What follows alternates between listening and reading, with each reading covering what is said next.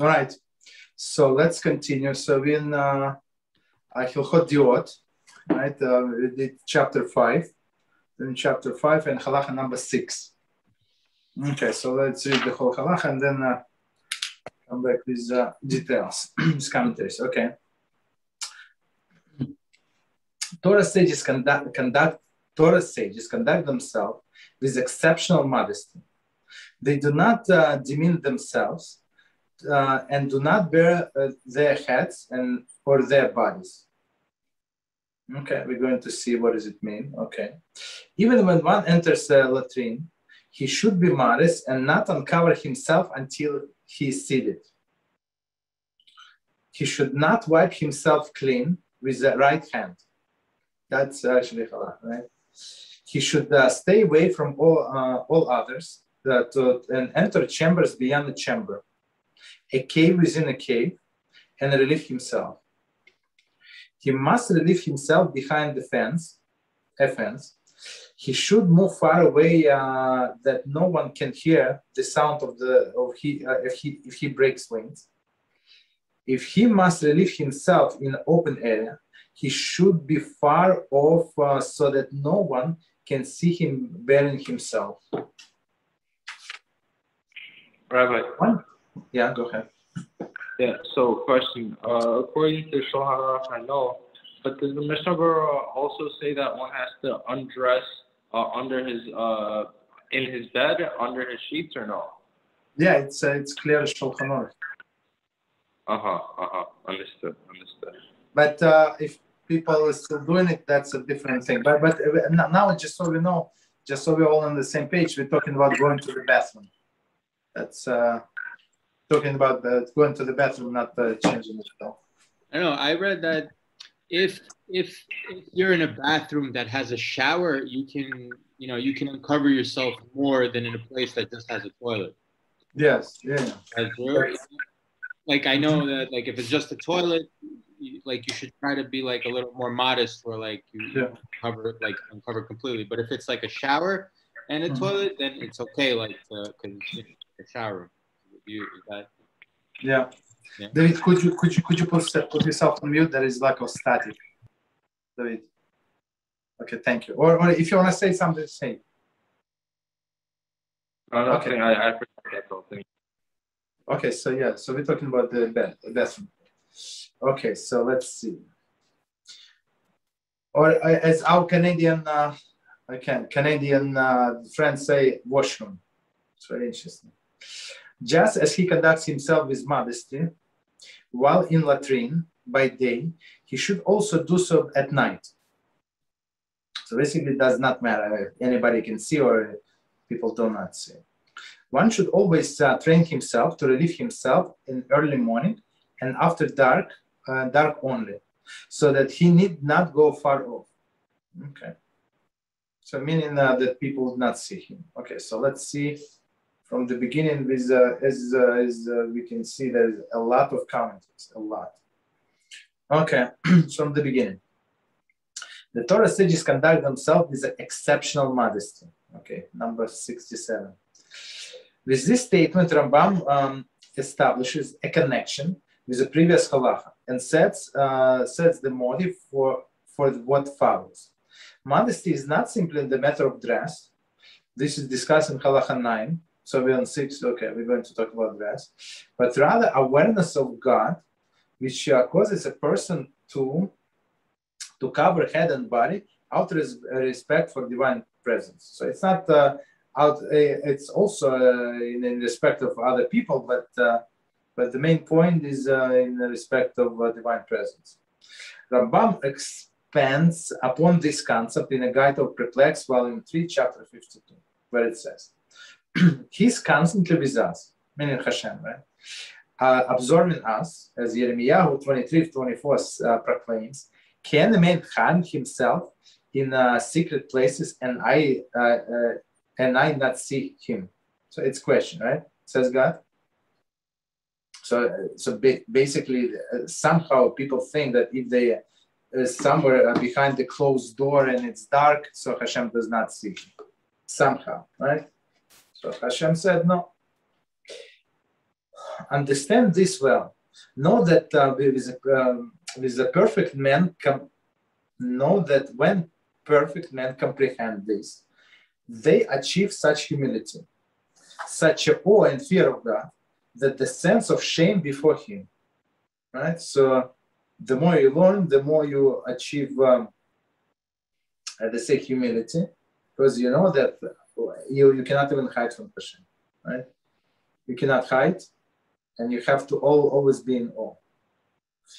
Continue that their private their private behavior with their wives and latrine is like their public conduct with other people. So for Hashem, it's like He's standing right there, and we go to the restroom, right? So we would behave differently if somebody would stand in next to us or close to us in the restroom. So that's how we have to behave. Know that they have forbidden a man to walk with erect carriage, because the entire world filled with His glory. Yeshayahu 5:60. So meaning, what are you so proud of, basically, right? Right. So the entire world is filled with His glory. We are always in His presence. Thus, the greatest among the sages found it difficult to bear their heads, because of divine presence constantly hovers over men. Interesting. So that's why they never took off the head covering, whatever was it. Okay. So continue.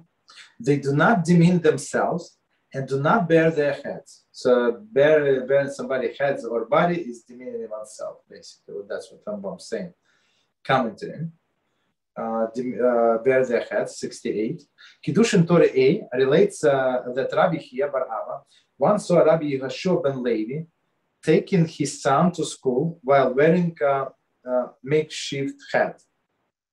Okay, some makeshift, I guess, some temporary hat. I'm not sure what does it mean. I don't know, maybe from straw. When Rabbi Hiya asked him the reason he was wearing such a head covering, he explained that he was forced to leave his home in a hurry and was not able to arrange his turban. Nevertheless, he found it preferable to wear even a makeshift head covering rather than go bareheaded. Right? So it's very important. Like I saw many times people, kids, play ball and keep falling, so they take off the kippah completely, right? And even adults, you see, because the wind blowing so hard, they don't want to hold to their head to the kippah, so they take the kippah off. Kiddushin Torah 1a quotes Rav Huna, the son of Rav Yehoshua, has explained that he would not walk 4 cubits bareheaded out of respect for divine presence, which is above my head. So our sages actually felt the presence of divine presence above their heads. See also Zohar volume 3, page 245b. Similarly, Shabbat 156b relates that an astrologer told Rav Nachman, Bar Yitzchak's mother, that he was destined to be a thief. From his earliest childhood, she trained him to avoid this fate. She would constantly tell him to cover his head, so that the fear of God will be upon him. That's amazing, right? So this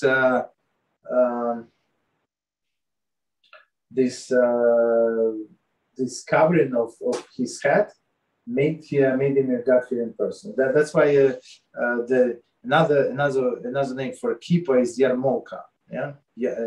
Meaning yarei malka. So yarei is fear of the king. Okay. So one more time the sentence: they do not demean themselves, meaning these sages, and do not bear their heads or their bodies. Okay. So commentary 69. The Mishnah Brura 2:1. Okay, so it's very beginning. Lay down the following general rule. Any portion of our body which is usually covered should not be revealed unless there is a specific reason doing so. So I'm going to read, Mishnah Berurah is very clear. Right? So he laid down the following general rule. Any portions of our body which is usually covered should not be revealed unless there is a specific reason doing so. Modesty, as understood in a present context, results from awareness of the divine presence. So because divine presence is everywhere, so unless I need specific need, I have a specific need, I cannot undress, basically, right? Or change the dress code. The ordinary man experiences such awareness while at prayer when he is as abstaining before the divine presence. Hilchot. So basically, simple man, they understand that they're talking the divine presence when he's let's say praying Shmones, and he's asking for all of these things, right? And then he's required not to bare his head or various parts of the body, for example, his chest and his feet. Okay, as emphasized in chapter 3, Halachah 3, a wise man should try to be conscious of the divine presence at all times and places. As a result, he will constantly be modest. Right? So, meaning just because you're home, it does not mean that you can walk any way you want. Right? Though in Talmudic times and in Rambam's era, personal modesty and covering one's head was considered as a sign of a sage, very interesting, Kiddushin 8a, and a unique and special merit.